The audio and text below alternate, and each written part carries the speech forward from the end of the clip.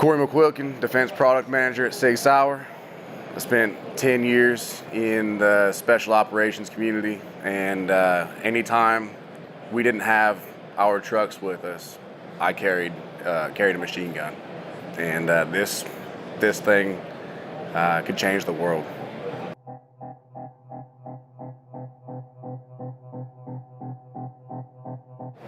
The MG338. When I first came on with SIG in 2016, Mr. Cohen was already talking about wanting to do a machine gun. He's wanted to do a machine gun for a long time, and there was a couple of things that we had done to go and find more out about it. We really started on this thing in earnest about a year and a half ago. About a year and a half ago, the machine gun was drawings on a napkin, and now it's safety certified through SOCOM. We've shipped 11 of them, and then shortly they'll be on a combat evaluation. So we kicked off the program, and went through the whole process of laying out the specs, laying out what we wanted it to do. Going through having conversations. The first one that he ever designed was ugly. It was uglier than a mud fence, and that was something I told him that, and he's like, "Hey, there's Mr. Mud Fence." Yeah, every time I'd go by, but he did a great job with it. And so some of the stuff that we looked at, we took some of the guys like Robbie and Lindsay and and me and some of the other guys that have experience with machine guns. And we spent time going through, giving them stuff that, like, what do these other machine guns that we've used, what don't they do? What do we wish that they did? Some of the stuff like the side opening feed tray cover, so that way, because we've all been through like the fits of frustration of trying to have this big long feed tray cover that all of your optics go on, and then the detent always wears out. So every time you open it and you try to load it, it's closing on your fingers. Now you're trying to do it at night, and you're fighting with this thing the whole time. Now you're trying to rush through it, stuff's going on. So the side opening to the side to be able to keep everything in line, be able to have your enablers in front of your optics.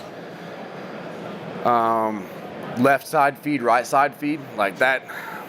Being able to take something that's man portable and then also put it in so many different platforms between, some armored vehicles and your,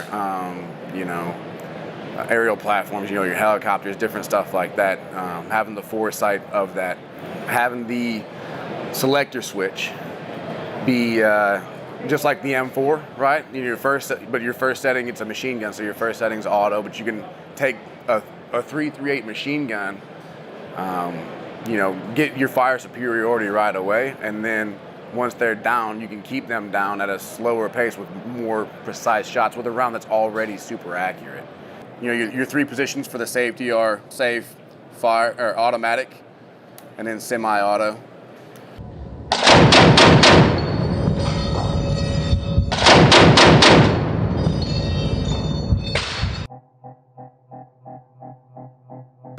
Why 338?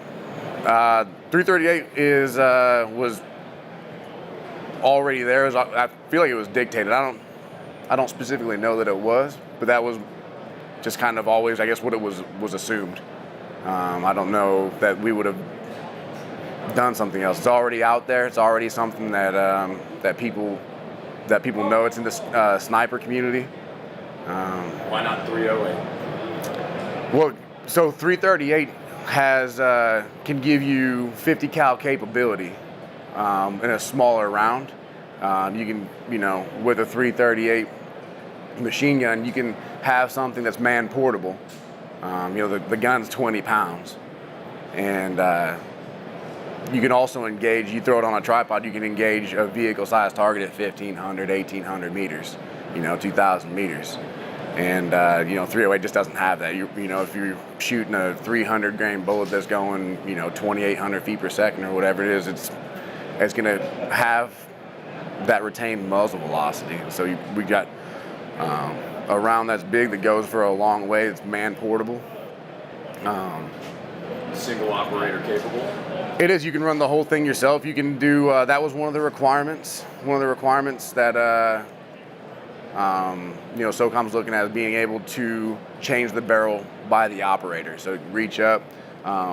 The rail section that goes in front of the receiver, you push a button, it comes up and flips over, and then you've got the button. And even the small stuff that you don't think about, right? Like we took the handle on the barrel, and instead of having it the way that it always was, kind of up, and then the handle stuck back over the receiver, we turned that around because that's always a nightmare doing a barrel change with a 240, is that you have to hold the handle way back here, and it's hot, but it's also end heavy. So we flipped that around, and it's just so much easier to do a barrel change or to take a barrel off if it's hot.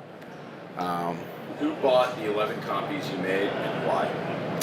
SOCOM bought them because we've been SOCOM got them for MARSOC.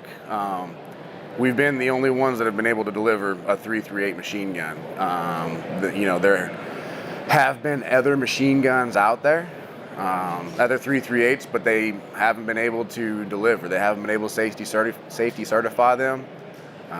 They haven't been able to deliver. One of the things that's really cool is that this thing was designed to run suppressed. It was designed along with the suppressor. And so the engineers, one of the great things about what we've got at SIG is that we have suppressor engineers that work right next to the rifle engineers or the machine gun engineers.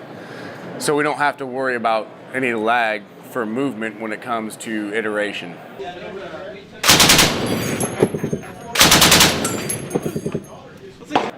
And so it's got an adjustable gas system, but that's mainly for having normal and then any type of adverse settings, anything that's going wrong.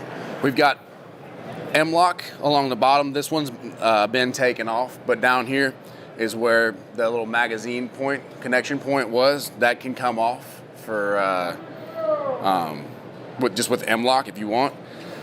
Instead of having to feed it conventionally, where you have to open the feed tray cover, put the links in and then close it over, we developed a spoon that attaches to the end of the belt, and all you have to do is you just stick the belt through. You stick the spoon through, grab it with the feed tray cover closed, pull for 2 clicks, and it's loaded.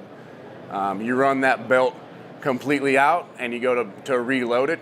You don't have to open it and clear the links. If there's links in there, the spoon is designed to push those links out as you're loading it again. Where some of these guys went as far as our engineers is incredible.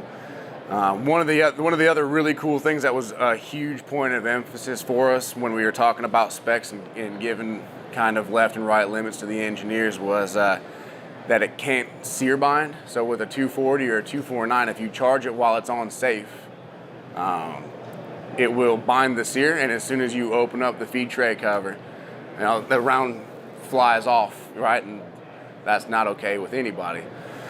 So that was a huge point of emphasis with us, for the simple fact that when you go to fly on a helicopter somewhere, you always have the bolt forward. The machine guns operate from an open bolt. The bolt's forward, you have the rounds loaded in there. As soon as you come off, you charge the weapon.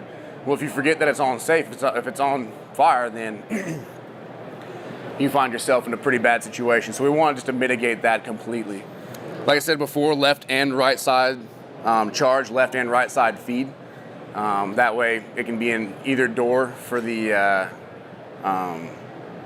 helicopter, and feed from that side, so it's not cumbersome or inconvenient for having to set things up. Yeah, and then the folding stock, locking stock, it'll fire with the stock folded. You can also, it's just attached this with picatinny, so you can just take it off. If it's going to be strictly mounted in a turret, you can just take that off so you can have more room to move around in that turret if that's what you want, or just have it folded in case you want to end up throwing it into your shoulder. I could see it taking over all of the 240s. being a full-on replacement for a 240, and then filling that gap between 50 cal is big and clunky, and filling that role of where it's too much, but a 240 wasn't enough, because there's a huge gap between 308 762 and 50 cal, right? That's a big gap, and so this satisfies that by not being gigantic, but you can still do a lot of the same stuff that you could do with a 50 cal, and this thing could change the world.